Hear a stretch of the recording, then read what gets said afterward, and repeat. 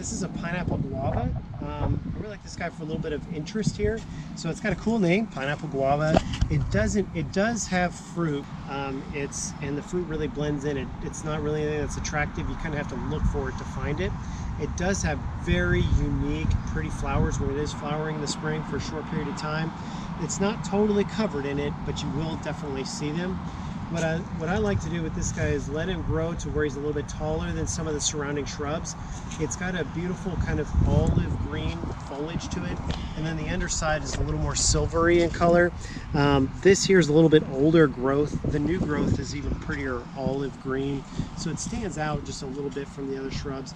It's kind of cool to kind of lift up the canopy from underneath, make it look like a small tree, and let it stand out above everybody else. It's a really cool shrub.